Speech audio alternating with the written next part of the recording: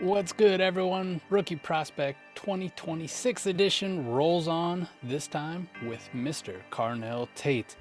And I'm thinking that maybe we just found the next Justin Jefferson 2.0. Stay tuned, and I'll explain why. Welcome to South Harmon. Carnell Tate, 6'3", 195 pounds. That's what he's listed at. He just turned 21, so belated happy birthday to Mr. Carnell Tate. It looks like he is listed as January 19th, so at the time of this recording, just a week or so ago. He does have a perfect modern NFL frame, and what I mean by that, think of George Pickens, that tall, slender build. Listen, back in the past, you needed all that muscle, that physicality. We needed those Calvin Johnson types, those Terrell Owens, those Julio Jones to succeed at the NFL level, but now it's made up with route running, quickness, and being a skinny, slender guy doesn't affect you that much. He has long arms, I mean very long arms, and he uses them very, very well down the field, contested catch situations, snatching the ball away from his body. Those arms kind of remind me of Brandon Ayuk. Now, not as crazy because Brandon Ayuk was only 6 foot, but he feels like he has 9-foot arms that could almost touch the ground. Put Carnell Tate very similar kind of in that mold. I talked about it with Jordan Tyson, but Carnell Tate, another very fluid mover. One of those kind of guys that doesn't look like he's running fast, yet he still ran past people all day at Ohio State. 5 of his touchdowns this year came on deep balls, deep down the field. He is a big play threat down the field, so don't let the projected 40 time that they have for him at 4.6 scare you away. Carnell Tate can fly.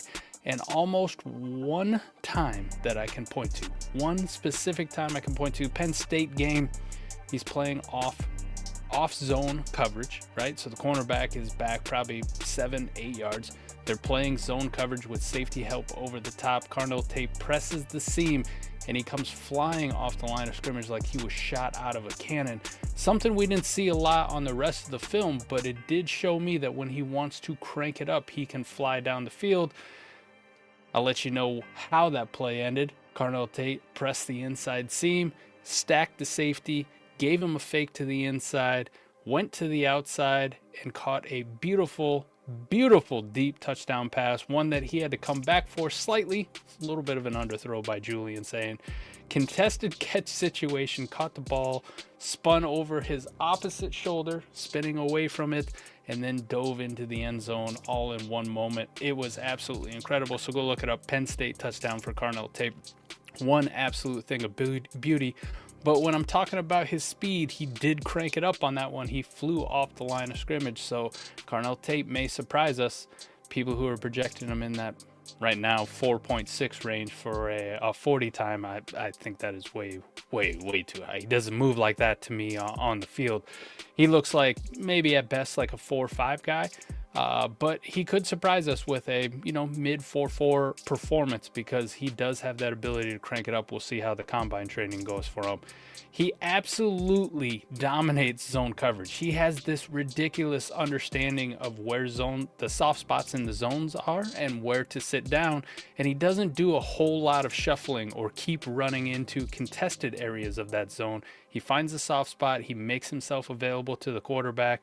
If he has to shuffle slightly, he will shuffle over into a little better of a throwing window for his quarterback, but he absolutely dominates zone coverage.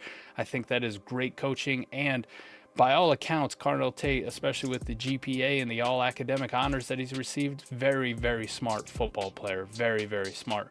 He can ball track. I mentioned the Penn State touchdown. Ball track over both shoulders. Inside or outside doesn't matter for him, and he does not break stride when he does it. He also catches damn near everything. He did have one horrible drop in that Penn State game. He ran a perfect slant route, hit him in the hands. Concentration thing. Listen, we've all seen wide receivers, doesn't matter who you are, drop passes, but 99% of the time he catches damn near everything thrown to him, even when he's contacted extremely hard. Couple bad throws over the middle, those hospital balls that we hate, Carnell Tate still holds on to them, gets the first down, and keeps the chains moving. And like I mentioned before, he is a big play threat down the field. The concerns: physical press corners do tend to win against him far too often, at least for my liking. He does get jammed up. He can get ridden down the field a little bit too far. He can't get off press sometimes. It's not all the time, and it's not every corner, but those physical Big Ten corners, like in the Penn State game, we saw it a handful of times with the big physical press corners. When they pressed him, sometimes they would win. A little too much for my liking. I'm not saying it is all the time, but somewhere in the range of 50%. It throws him off his release package, which is absolutely fantastic, but something that he needs to get better at. He needs an NFL weight room. He needs a little bit of NFL coaching. He needs a Devontae Adams type off-season workout in his life to figure out how to stack them first, get off the line, and use his long arms and frame to keep the cornerback away from his body. And I do think that he is better suited right now as he enters the NFL, better as a move X, a Z, a traditional Z, or in the slot. Very similar to how Justin Jefferson was as a prospect coming out. We thought he was just going to be a slot merchant, but I do think Carnell Tate also kind of needs that when he enters the league, is not to be viewed as this traditional Alpha X big physical guy because of some of the concerns that we do have. Let him get some time to get his feet wet, put him in the slot, use him as a move X or a traditional Z role, use him in motion quite a bit in order to stagger the point at which he's releasing off the line of scrimmage. And another thing that I think will be a knock against him, it is not for me, but I do understand that this is how the game is played, and NFL teams will evaluate him this way too. There's so much talent at Ohio State around him that sometimes guys like this get overshadowed, and this is why I love my player comp for him as Justin Jefferson. I think they move very, very similarly on the field. I think they have very similar frames. I think they snatch the ball with their hands very similar. Up and down, the player comp just fits, and I know it is a lofty one, but remember, this is Justin Jefferson as a prospect coming out, which ended up my Philadelphia Eagles passing on him and taking Jalen Reagor instead, but we won't talk about that one too much. But the way he moves, the way he operates, the way he understands zone coverage, the way he catches everything. Justin Jefferson, also a very good contested guy. We've seen some massive highlights from Justin Jefferson over the past handful of years with him in the league. This is why the comp just makes so much damn sense for me, all right? It's like history is telling us, hey, do this all over again. Justin Jefferson was overshadowed by Ja'Marr Chase, a year younger than him. Even though Justin Jefferson went out and had a fantastic season, Ja'Marr Chase was absolutely fucking bonkers. Carnell Tate goes out and has a fantastic season as a true junior. Unfortunately, there's a true sophomore there that is getting comps to Julio Jones and is the next coming of Christ. That is Jeremiah Smith. So we got Tate and Smith, and you got Justin Jefferson and Ja'Marr Chase. It's just too damn perfect for me. I love the comp. I can't get it out of my head ever since I was like, man, this just feels like Justin Jefferson, and it is. All right, so let's talk about Dynasty, why everyone's here. Again, like I talked about with Jordan Tyson, for me, he is going to be worthy of a 101 to 105. I'm going to assume he's going to get top 10, maybe even top 8 NFL draft capital, but we could see something where he slips into the teens. If he were to go in the top 8, a couple spots that I would absolutely love, if he could end up with the Tennessee Titans or the New York Giants, I think we will all be doing backflips, whether that is at pick 4 and pick 5 respectively, of which they had, or a trade down scenario where they're still picking in the top 10 somewhere, or just outside the top 10 and they were to select Carnell Tate. I would be in love. Let's talk about the New York Giants, why that situation would be great. They already have a traditional X receiver in Malik Neighbors, albeit coming off an injury, but that is a big physical wide receiver that can get downfield and be the alpha that would allow Carnell Tate to develop his movement skills on the outside, learn from Malik Neighbors a little bit, but also not be pressured to be that true alpha right out the rip.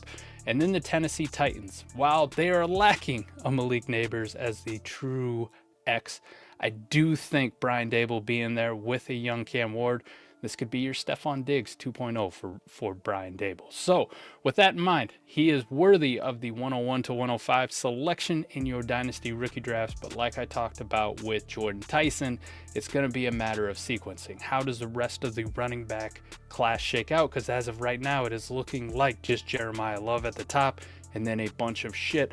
I would hate to select a wide receiver with my 101 or 102 if Jeremiah Love or maybe even if Fernando Mendoza was available, because the next option doesn't seem as good. When I look at this elite tier of wide receivers at the top, which is Jordan Tyson, Carnell Tate, and Mekhi Lemon for me personally, and then I look at the next group is also very good, and there's not a massive gap like there is with the running backs or the quarterbacks or the tight ends in your fantasy rookie draft. So listen, you could take them 101. I don't recommend it at this time, but we'll have to see how the rest of this process shakes out as far as sequencing is going to go for your dynasty rookie drafts, but he is definitely worthy of that. And I say all that to say, I have done Jordan Tyson. I have now done Carnell Tate. We have a new number one wide receiver for me. I am massively in love with Carnell Tate. Wide receiver 1, still very, very close tier. Jordan Tyson, still very, very good, but Carnell Tate is my wide receiver 1 as it stands at time of recording. And I'll get you out of here on this. At the time of this recording, just so you know, we're only 2 episodes in. Patreon.com/South Harmon. Film sessions Thursday night, 8 p.m. Central, 9 p.m. for you East Coast dads out there. I know how we like to talk about East Coast dads. You can come watch the film with us, watch it live, give your feedback, ask any question that you have. Patreon.com/South Harmon every Thursday night. And my man, Redwords, does a great job of recording those and putting them back up in the Discord after we're done. And if you're in the Savage tier, you get all this information, everything that I gave you right now, immediately after I post in the Big Meat, Big Drink channel. Let the boys know ahead of time before I record this video. So that's all I got for you. Carnell Tate, Justin Jefferson 2.0. I know it's lofty. I know I'm going to get hate for it. I know it's hot take season, but fuck you. Deal with it. I'm out of here. Peace.